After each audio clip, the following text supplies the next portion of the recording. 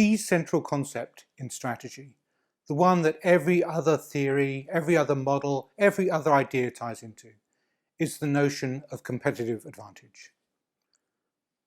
How firms create and sustain advantage over time. But what does this really mean? What does it mean to say that one firm has advantage over another? Does it mean that one firm has competitive advantage and all the other firms do not have competitive advantage? Does it mean that in actuality all firms have competitive advantage?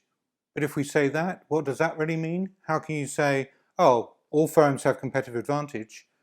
What does that tell us? We need to think about this notion of competition. How, when we're thinking about competition, what does it really mean for firms to compete against one another? Well, in order to do that, and in order to explain this whole concept of competitive advantage, we need to look at where that competition actually happens. And that is at the transaction level, what we call the transaction-based view of competitive advantage. Let's take two companies that you're really familiar with, probably the Coca-Cola company and PepsiCo, and think about the competition that they have been involved in. Both of these companies have been around for over 100 years. They've been competing with one another decade after decade, spending billions of dollars competing with one another. Could we say that one has competitive advantage and the other doesn't? Probably not. How can we say that both of them have competitive advantage? What does that mean in the context of this specific rivalry between Coke and Pepsi? Well, let's dig down a little bit into the transactions that occur and to see how these companies think about building competitive advantage. So let's just take an example. Let's say it's a nice warm day and you're thirsty and you go into a convenience store to buy a beverage to quench your thirst. Now let's think about it from the perspective of one of these companies. Let's take Coca-Cola as an example.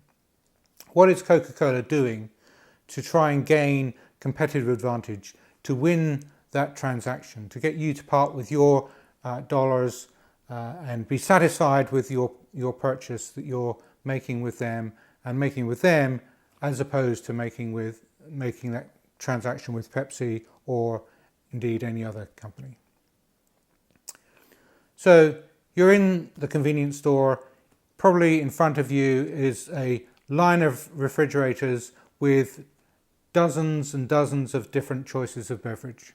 There's Coca-Cola certainly there, Pepsi is there, but there's also lots of other soft drinks there, both diet soft drinks, regular soft drinks, but there are also other categories like juices or sports drinks or teas or iced coffees or even just water and many, many varieties of water, whether carbonated or not. And so how is Coca-Cola gaining their advantage in that battle for your soft drink dollars? Well, you go in, first of all, they are having their product there in front of you. So the distribution is one big thing. Really the table stakes, getting into the game, having that option available. Then there are the refrigerators. So in most cases, those refrigerators in those convenience stores are supplied by Coke. They've got branding on them, which is there to try and entice you to that refrigerator. And once you're standing in front of that refrigerator, you open the door and you've still got a vast array of choices, or at least you think you do. You've got your Honest Tea, you've got Fanta, you've got Sprite, you've got Coca-Cola, you've got Coca-Cola Zero, you've got Diet Coke, you've got lots of varieties of choices still in front of you. But at that point, Coke has reduced the competition to just them. In that refrigerator, just all the beverages are produced by Coca-Cola, and so they're narrowing down. They're trying to reduce the choices that you make. So regardless of whether you purchase an Honest Tea or a Vitamin Water or a Coca-Cola, it's still a purchase with that company. And so what they're trying to do is to sort of reduce that competition. And another way they do that, one that Coke and Pepsi have spent billions of dollars over decades of doing, is in promoting their brand, in getting people to be loyal, to have a preference for one brand or another. And many people, especially in this category, have a particular brand choice, and such that it really doesn't matter what the other choices are, what the other refrigerators have in them, or even what the prices are in those other refrigerators versus the prices that are in the Coca-Cola refrigerator, because Coca-Cola has developed this brand loyalty in you such that even if the Pepsi were half the price, you would still buy the Coke. And so many consumers, it's not just the actuality of the selection in front of them that is reduced, but it is the perception of what they're going to purchase which is reduced, and so narrowed down to a particular beverage. And so what Coke and Pepsi are trying to do in this competition is to reduce both the real and the perceived choice that you have in front of you.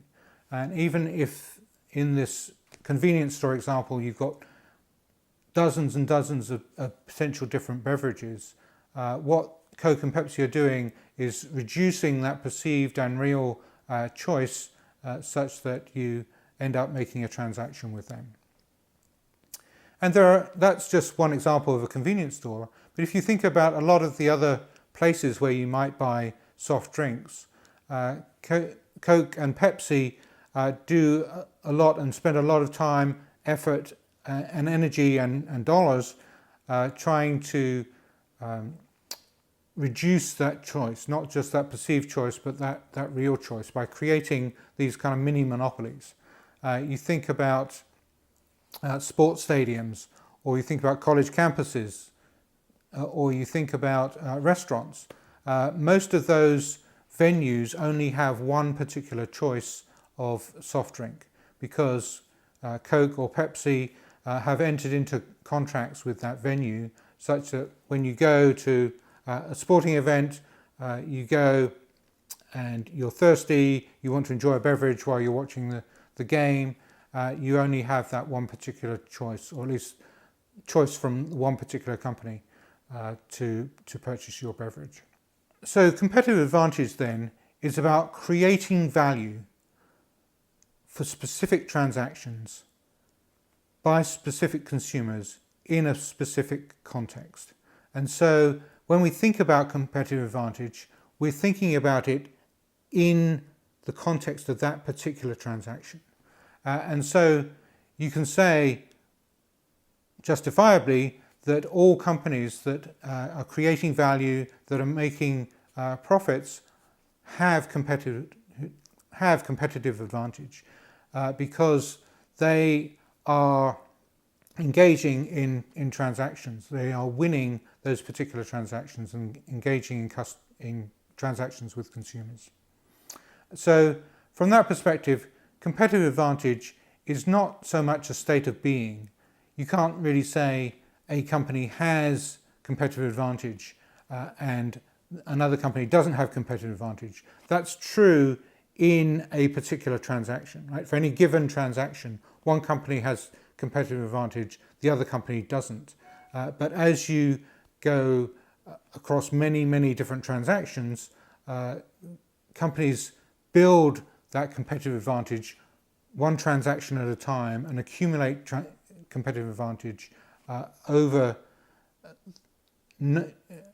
hundreds, maybe thousands, maybe millions of different transactions.